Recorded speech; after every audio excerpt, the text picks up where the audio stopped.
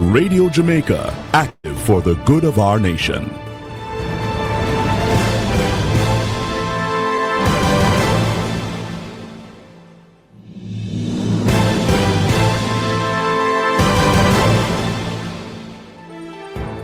You're now listening to Emily Shields Talk with Substance on Hotline. Radio Jamaica, active for the good of our nation.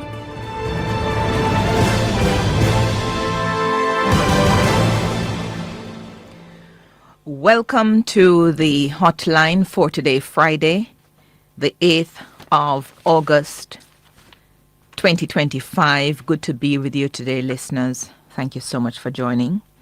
We know that you have choices. We're happy when you come here, happier when you find reasons to stay. This is the hotline. Emily's views, her position on the issues, her point of view backed up by the facts. Here are Emily's views.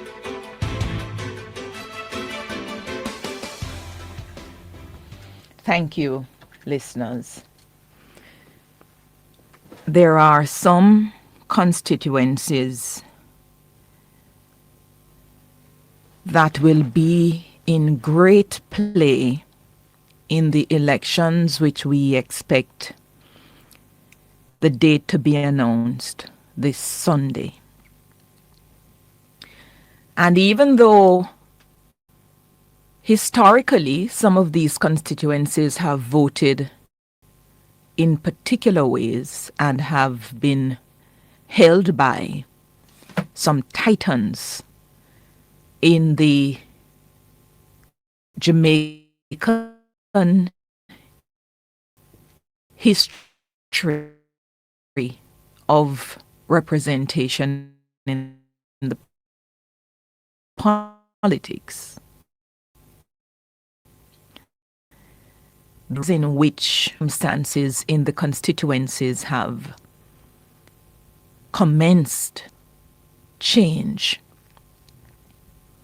then these constituencies, certainly to my mind, and as I sit to tabulate what is likely to happen on election night, I look to those constituencies even with greater interest than perhaps in previous elections. Every single time I'm refocusing my mind to election night and likely outcomes. In all media houses, we have a list of what we call safe seats. A lot of those safe seats went a particular way in the 2020 general elections. Voter turnout was low, but even in low voter turnout, there were some things that were not expected. And those things having happened, and the political party now in government doubling down in terms of cutting ribbons, in terms of providing housing in some areas, doing a number of things about which the people complained in the years before. I'm putting some of those constituencies in the column to be watched. One of those on which I will go through in a little bit of detail today is Central Kingston. And Central Kingston becomes a point of interest for me, especially now with the shooting, which we are told by the police took place in the constituency a couple days ago. Motives behind the shooting not yet ascertained.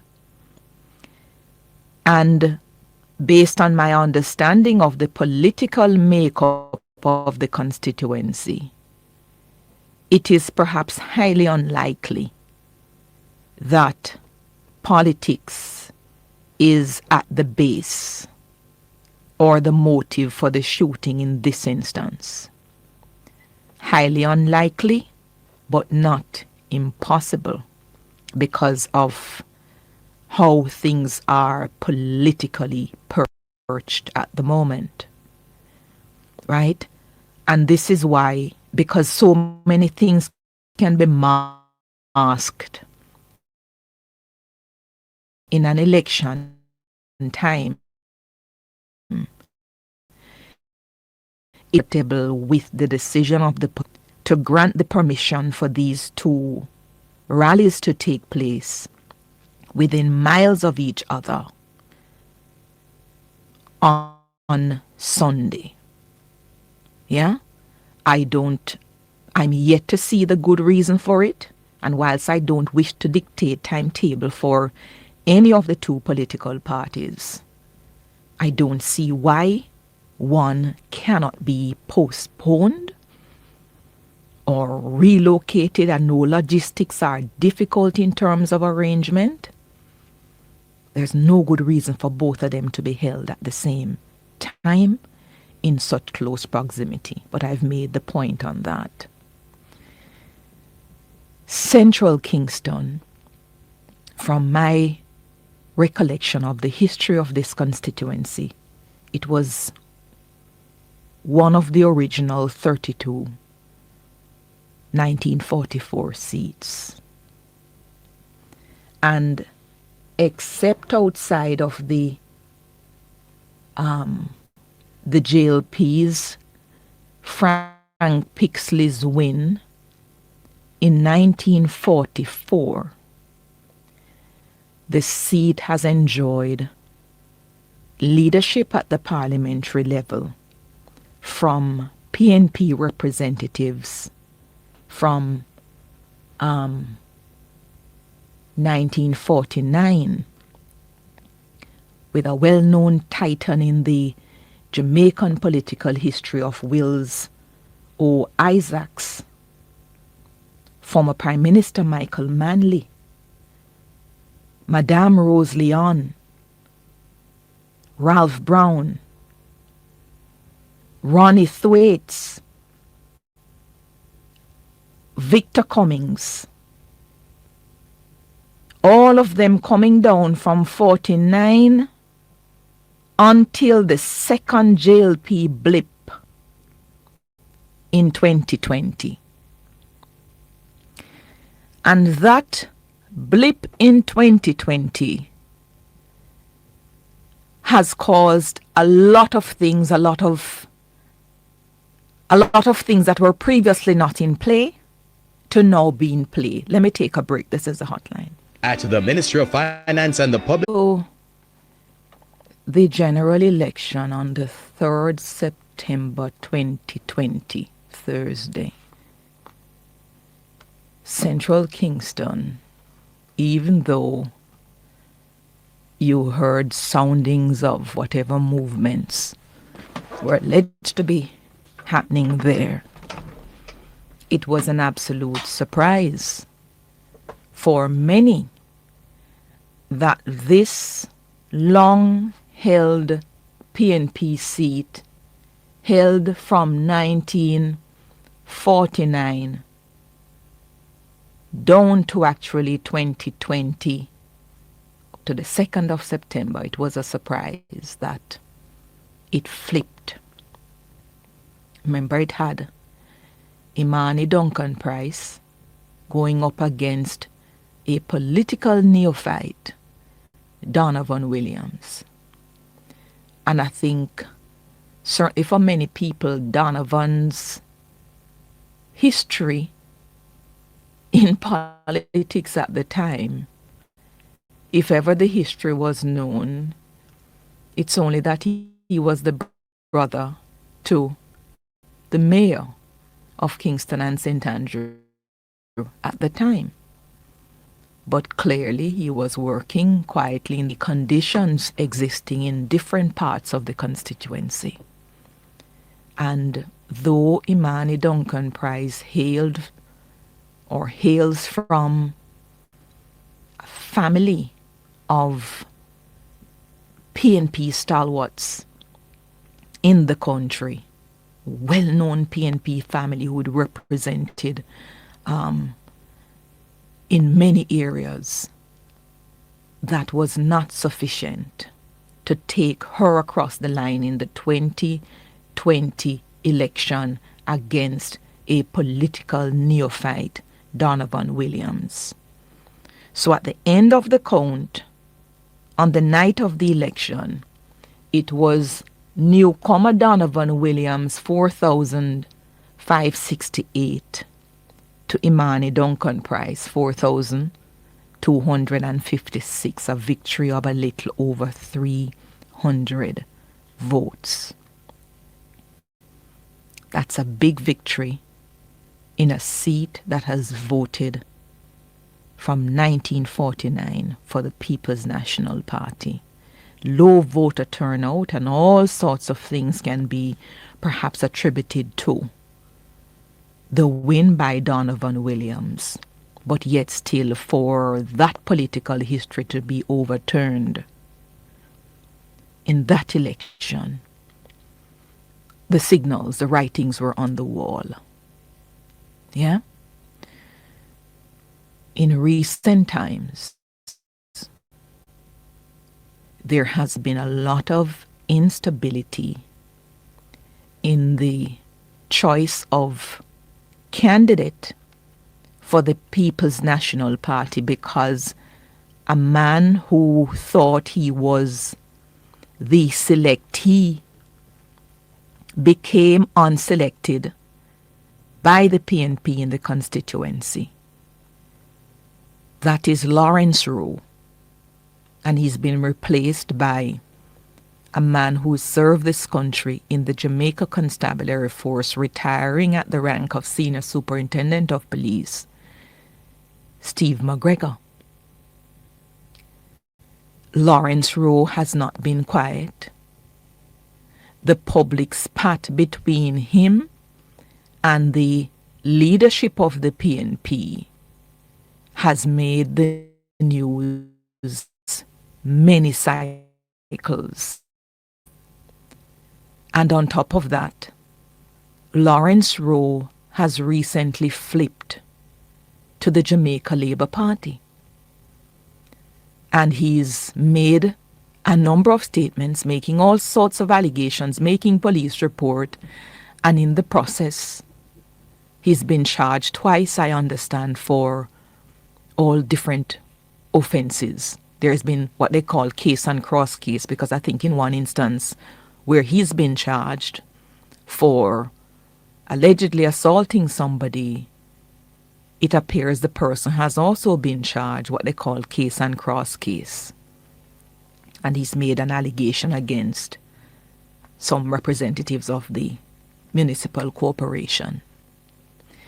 So in the middle of this disaffection in central Kingston between representatives of the PNP, I do not know what particular sway Lawrence Rowe actually had or has in the constituency, such that he can pull many or any voters from the People's National Party, especially where I think the atmosphere is so charged.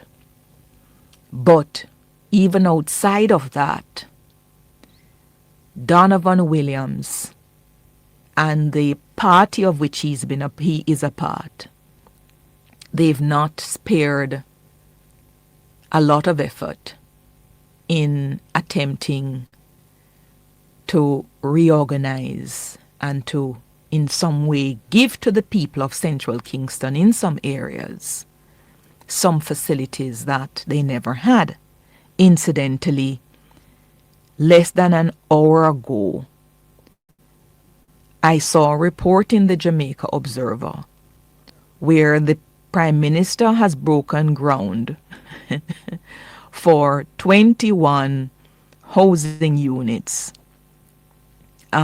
in central Kingston. And it says Prime Minister and MP for central Kingston Williams broke ground yesterday for the construction of 21 housing units at 41 to 43 Hanover Street with 83 residents, including children, and they've been living in deplorable conditions. Holness, in an obvious move to counter-talk that he was campaigning, said it's a mere coincidence that ground was being broken for the project just ahead of the general election. Well, you make what you will of that, but it quotes Donovan Williams as saying, every Jamaican deserves a chance to feel this sense of pride. The vision of the Prime Minister has led us to a point, as at today, yesterday, that is the 7th of August, a total of 300 housing units have been completed under the new social housing program. It has benefited over 1,082 individuals across 57 of the 63 constituencies, and undoubtedly some of those in Central Kingston. I say this because part of the reason, as I understand, heading into 2020 for the disaffection among long-standing loyalists of the PNP was housing condition. And it may very well be that the years that Donovan Williams, that he's been there, though the years have not been long, he's certainly been making some sort of inroads in the psyche of the people there present and who've lived through a long history of PNP representation.